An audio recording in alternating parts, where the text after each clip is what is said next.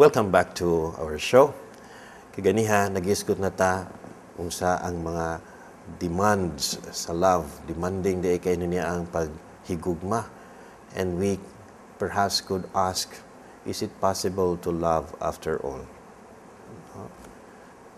Well, bingon dahin ta, with God, everything is possible. So if we are only in union with God, we can always love. But loving can never be true, can never be realized, kung di kita magsugod yun o practice o gigugma by the little details nga atong mabuhat. No? Siguro, magsugod ta sa what we can offer to sa ato ang gihigugma. No?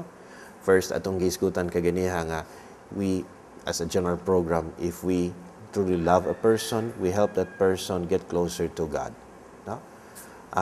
We can start with ordinary conversations, no? Without being so strange. No? Natay mga jokes, no? But perhaps we can start purifying our jokes.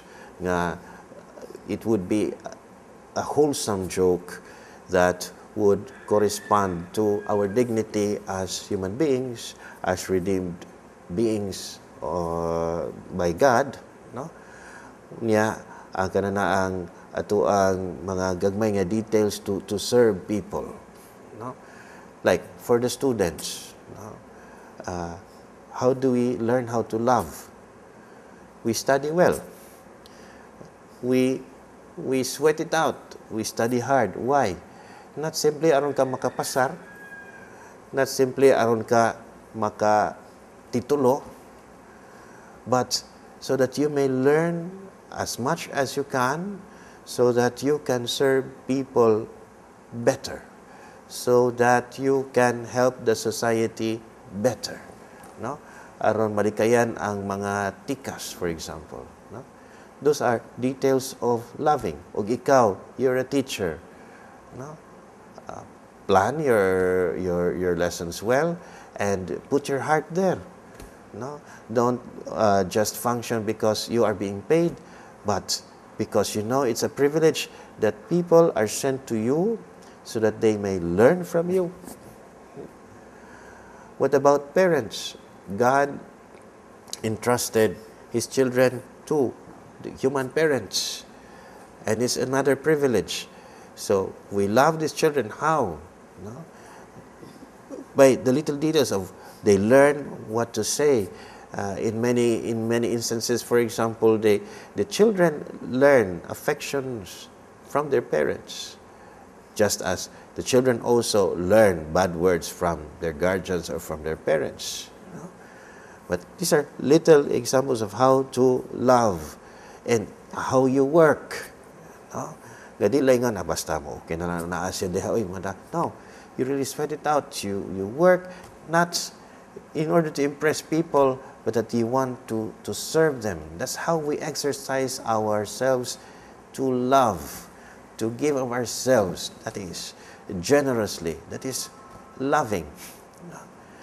And if we are used to that, no, we don't lament much if people do not even respond. No? There are responses which are so limited from people when responses to your love, like you serve them and they don't respond accordingly also. Perhaps because wala pa gyud kayo madaghan ang mga tao who has learned to give of themselves, to be generous. Instead, there is much campaign of selfishness. Just thinking about ourselves, that would not be love. So kananang mo magtrabaho kintahay, no? Ayaw paguna-una lang sa imong sweldo kundi kung pila ka tawo kaha ang ma-benefited because of your silent ordinary work, no?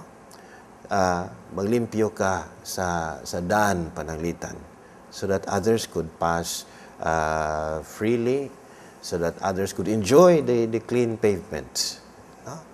That is also exercising our love and not expecting that the people will look for you o kinsa man ni nangnilhig dinhi nga maayo kaayo niya gantihan. No, because God sees also. God who is love, God sees what you are doing. Siya na bahala nimo. But that is, if we are so generous, we fulfill our being. We fulfill our being human. We fulfill our being sons and daughters of God who is love. No? Tunlitan ang gibuhat sa Ginoo, no? We betray Him when we sin. No? And yet He continues to support us. I mean, to sustain us in life. Kasi man mo ay nagpa-continue na to nga mabuhi ta even karon. That also should be our attitude. No? You just serve people, and you grow in love. No? And there are many other details. No? Kini ang love kinahanglan fresh kanunay. Piltan, we are in a family.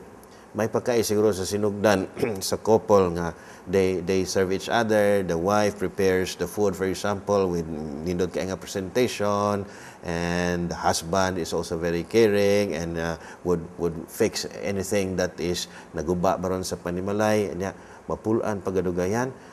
That cannot be love. But love is something that dili maapektahan sa moods, no? Because you have decided to love, no? So continuous, every day it becomes better ang imuha nga pagpangluto, no? But of course it requires effort, yes. But it is only when we go into these efforts that we also grow in love. Dako gyud ang atong kasing-kasing to allow more people, no, to benefit from our generosity, no? And that is loving. Now, loving is not only maguna na tag-unsa itong ikahatag sa ato ang nga gigugma. Loving is also learning how to say no to the person we love if what the person wants is something contrary to God's commandment, to God's design. Like when we love our children, but what if the child would ask for a pistol? No. We should know how to explain and why not. No? And it's not only there in the explaining, it's not only there in saying no to the child, but that we help the child understand little by little why it is wrong to handle pistol, because he doesn't understand the thing, and it is bad also to use that thing. We have to take time in order to explain to the child, and that is loving. That is loving. We can have many more examples, no? Like for among students, no? You want to express your love to your classmate. You help the classmate in doing the homework or sharing your notes to the classmate. But love also goes beyond, no? Love makes us help the classmate to learn even by himself, no? To really sweat it out, nga magkugi siya, dili siya maglazy, aron siya mismo mutubo diha sa iyahang pagtuon. The same diha sa kuan, may tabo sa pamilya. Parents would think that they are loving their children because they are supplying them with all gadgets and money, and they have no more time for the children. That is not love, because love is also nga nagi ka present ka diha sa mga bata aron imuha nga iedukar. No? Yes, it entails much effort, yes, and time, yes, but it is only when we do so that we grow in love, that we really love. And these persons who are recipients of our love will also learn, and hopefully learn with the grace of God, to love also. And we create ripples, no? That these people who are recipients of our love will also learn how to love the others. No? We can do everything, no? To love and to help others love. But without the grace of God, everything will fail. So as we do all these efforts, we have to bear in mind also that we are not doing it alone.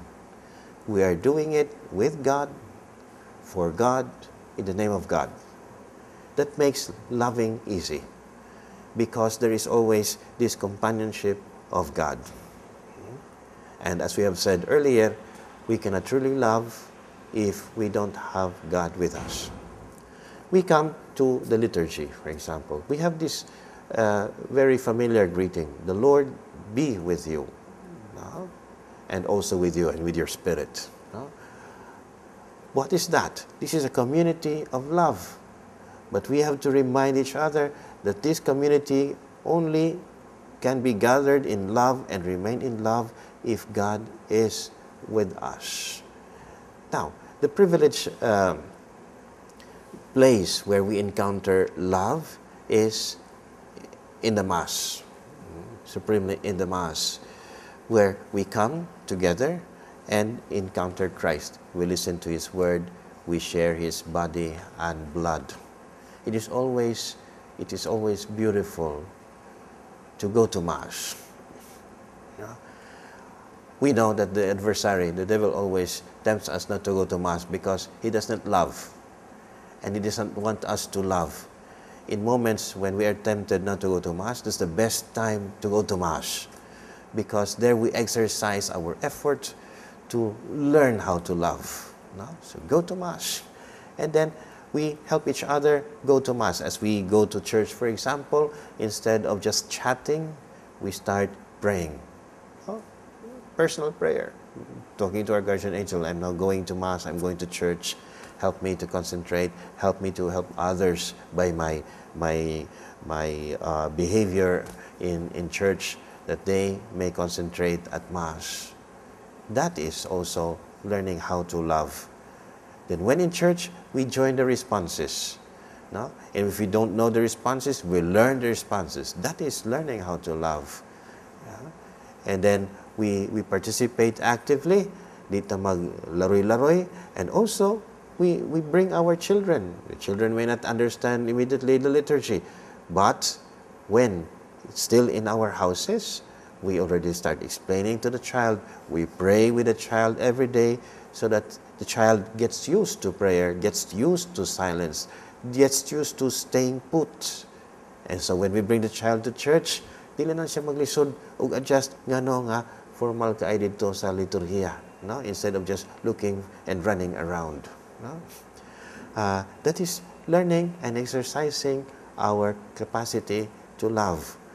And as I said, going to Mass is the privileged encounter with love Himself, because there we receive God at Holy Communion. And there we continuously receive again this supply of quote-unquote energy to continue to love and to grow and to learn even more how to love. Okay? When the priest dismisses us at the end of the Mass, go in peace. That means go and love, bringing Christ, who is love, to the rest of the world. And that is our life of love. And the end of this, the aim of this, is eternal union with love Himself, whom we shall see face to face, hopefully. As our time is running out, I hope you learned something about love. God is love, and man as a reflection of God, man also should be love. I would like to take this opportunity to invite you to the celebration of the canonization of Blessed Pedro Calungsod this coming October 21. Perhaps many of us can be there in Rome, but the majority may be here in Cebu. There will be organized celebrations here also in Cebu, as the canonization ceremonies will be held in Rome. But we also look forward to the big National Thanksgiving Mass of the canonization in November 30 here in Cebu.